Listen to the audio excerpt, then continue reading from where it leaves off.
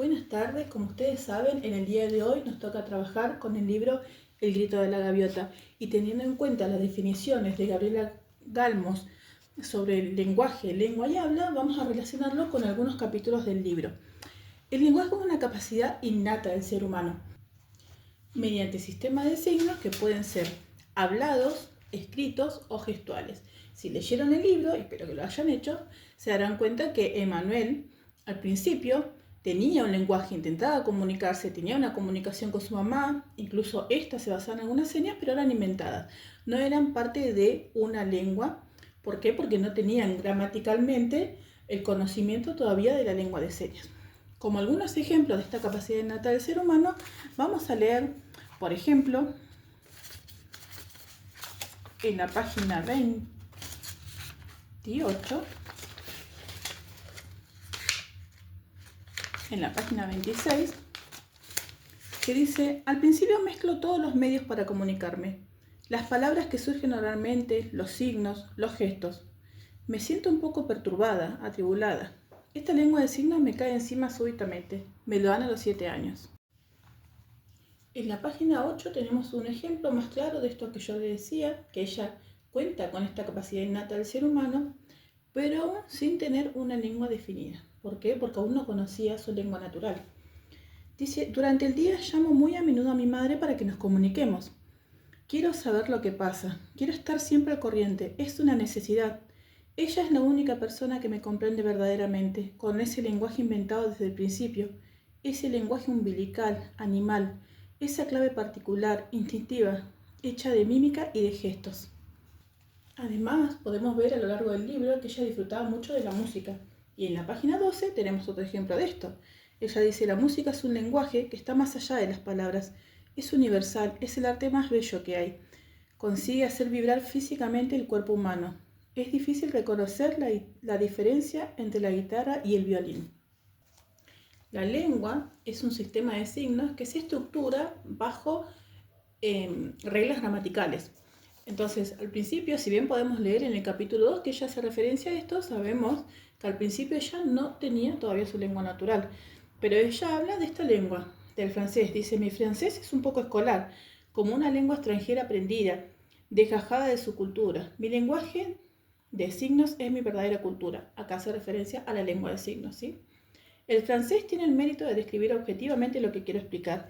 El signo, esa danza de palabra en el espacio, es mi sensibilidad, mi poesía, mi yo íntimo, mi verdadero estilo. Sabemos que Manuel adquirió esta lengua de señas, su lengua natural, después de haber concurrido con su papá a un instituto donde había más personas sordas que ella no sabía que existían, pero las vio comunicarse, vio cómo hablaban con sus manos y ella aprendió esta lengua.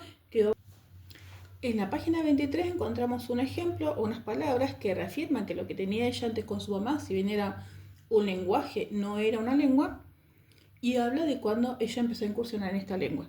Dice: veo que Alfred y Bill hacen gestos entre ellos.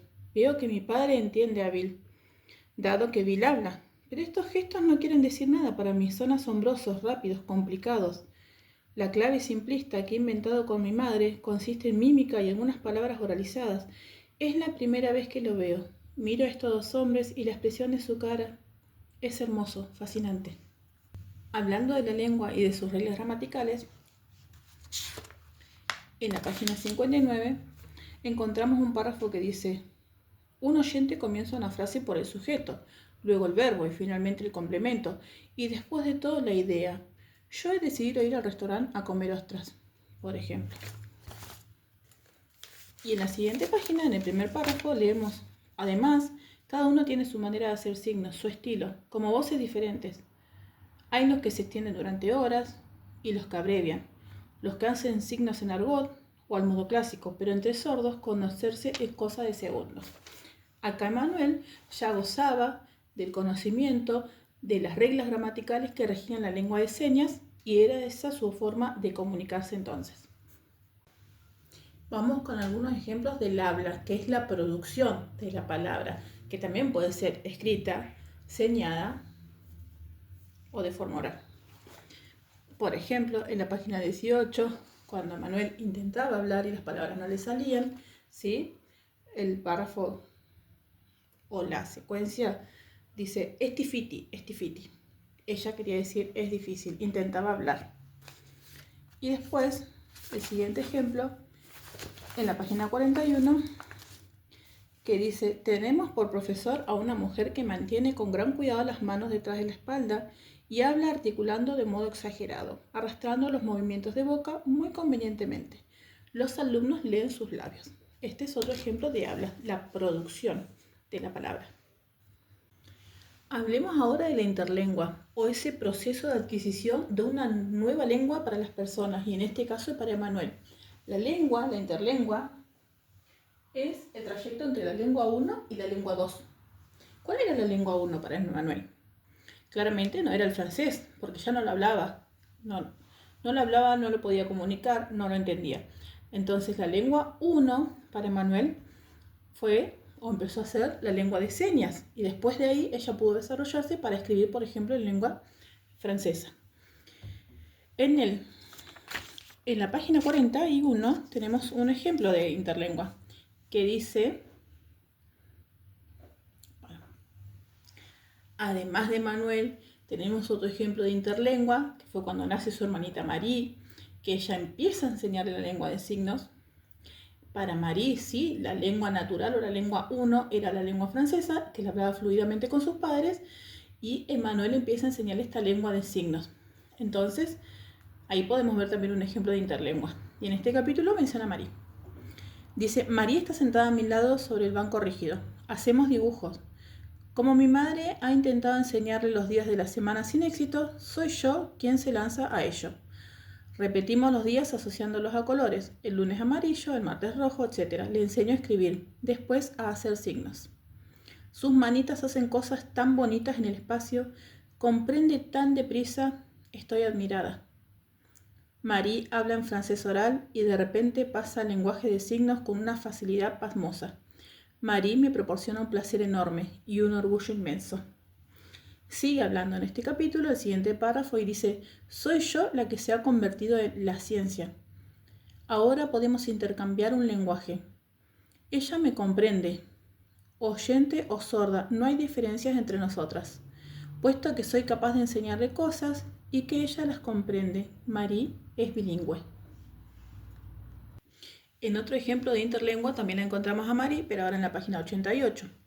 Cuando le hace las correcciones en el francés escrito de Manuel.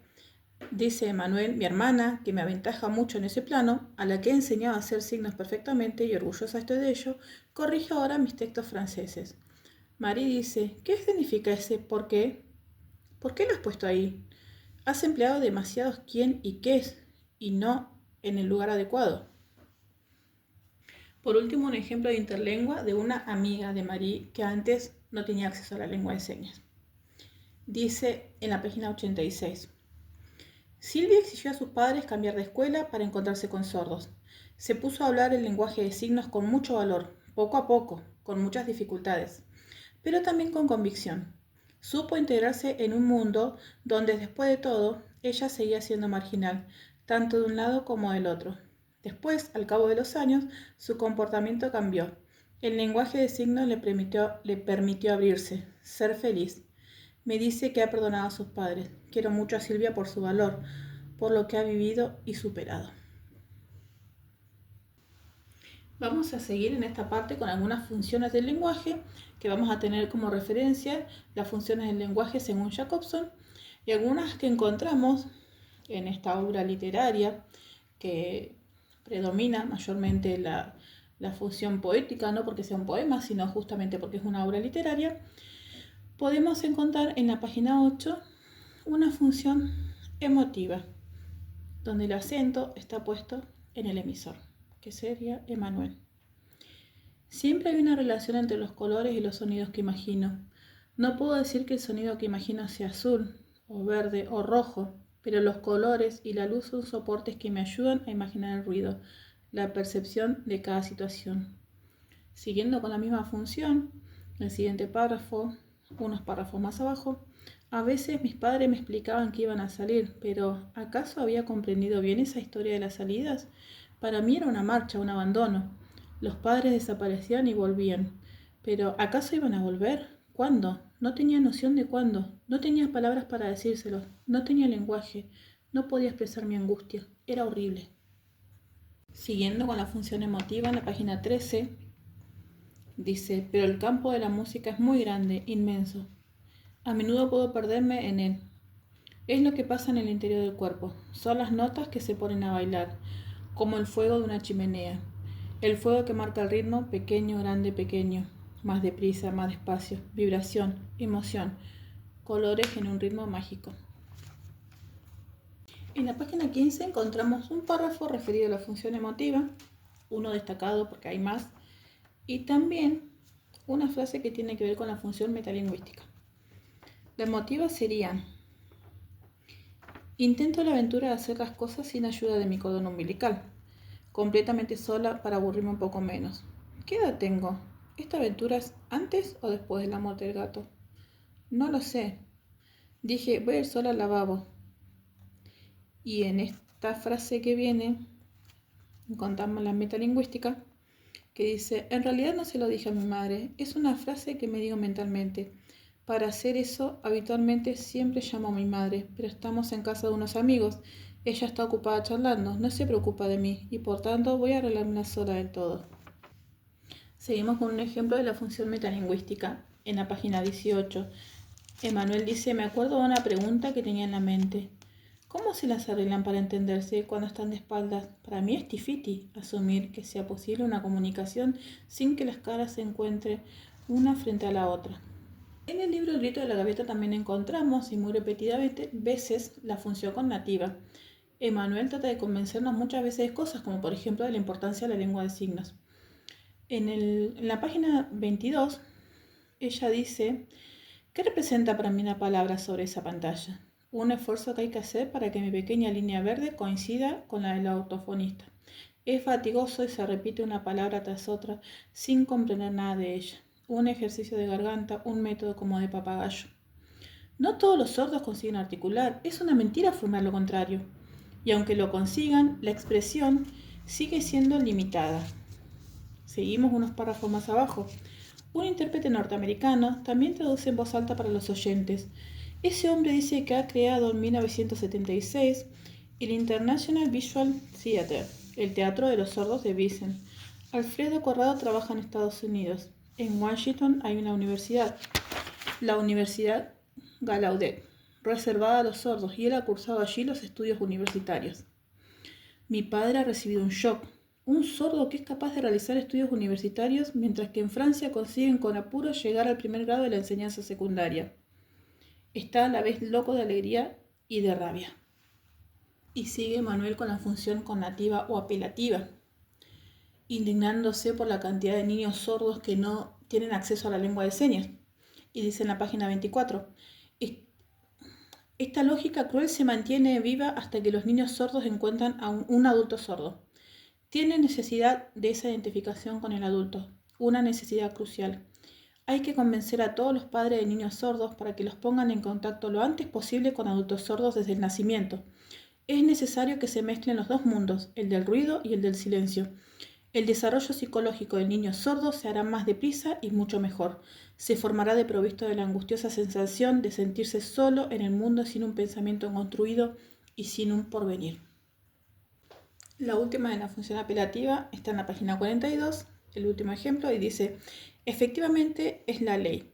La prohibición va a persistir hasta 1991, pero yo tengo 11 años, estamos en 1984 y no estoy dotada para la futurología. Y, mientras espero, tengo que sufrir esta ley del silencio. Es el colmo. ¿Acaso les está prohibido la lengua que me ha abierto al mundo y a la comprensión de los demás? ¿La lengua de mis sentimientos, de las situaciones? Es como una pesadilla. Bueno, ahora pasando a actos de habla, me gustaría poner el foco en algunos párrafos que yo creo que son referidos a la fuerza ilocutiva.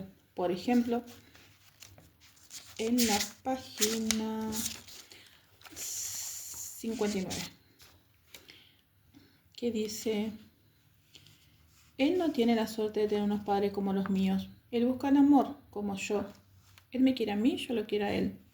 Encerrada en esta historia personal y un poco loca, ya no escucho nada. ¿Es un inadaptado? ¿Y qué? Yo lo amo, punto. Eso es todo. ¿Qué quiere decir Emmanuel con estas palabras? Que no lo va a dejar, que no va a dejar a su novio, por más que sea una mala influencia, por más que sus padres no lo quieren, por más que sus padres le digan que la está llevando por un muy mal camino, que ella no lo va a dejar. Otro ejemplo de fuerza elocutiva que podemos ver está justo en la página 63, cuando comienza el capítulo 16 y tiene la mala suerte de subirse a un taxi y el taxista le dice, ¿vamos a un hotel? ¿Qué le está diciendo al taxista? La está invitando a ir a un hotel para tener relaciones sexuales. Para otro ejemplo de fuerza elocutiva, al principio del capítulo 15, en la página 58, cuando una compañera le manda un mensaje y le pone, hola Manuel, ¿todavía estás enferma? Está queriendo decir, ¿qué pasa que no vas a la escuela? Le está preguntando, ¿qué pasa que todavía no vas a la escuela? Y siguiendo la misma conversación, en el mismo diálogo, la mamá que le vio el mensaje le pregunta después, entonces, ¿estás enferma? ¿Qué le está queriendo decir? ¿Así que mentiste en la escuela? Le está preguntando o le está cuestionando. ¿Así que mentiste en la escuela? ¿Desde cuándo estás enferma? Si no estás enferma. Y está buscando explicaciones. El párrafo final contiene como un englobe de unos cuantos conceptos que hemos mencionado a lo largo del video. Este párrafo dice, la gaviota se ha hecho mayor y vuela con sus propias alas. Veo como podría oír. Mis ojos son mis orejas. Escribo igual que puedo hacer signos. Mis manos son bilingües. Os ofrezco mi diferencia. Mi corazón no es sordo con respecto a nada en este doble mundo. Me cuesta mucho dejaros. Y firma Emmanuel Labori. Además de todos los conceptos relacionados en esta materia que podemos encontrar en este libro, lo más importante es reconocer o saber la importancia y el peso que tiene una lengua natural, como en este caso la lengua de señas para Emmanuel, que era sorda, en justamente la persona sorda y cómo esto aporta a su identidad. Emmanuel empieza el libro diciendo que ella no tiene recuerdos de su vida anterior a los 7 años, que los recuerdos son muy escuetos. Incluso ella cuenta que le costaba diferenciar entre el ayer y el mañana. No tenía noción de las cosas que vivía e intentaba comunicarse con el uso del lenguaje que habían inventado con su mamá, se comunicaban, pero ella no tenía una lengua, no podía expresarse, y una vez que la obtuvo, no solo obtuvo esa lengua, sino que al tener y obtener, imperfeccionar su lengua natural, su lengua número 1, ella pudo hacer este proceso para aprender también o mejorar su lengua francesa, tanto en lo oral, donde podría expresarse mínimamente, pero sobre todo en lo escrito, lo que después la llevó a escribir este libro y a progresar en su vida.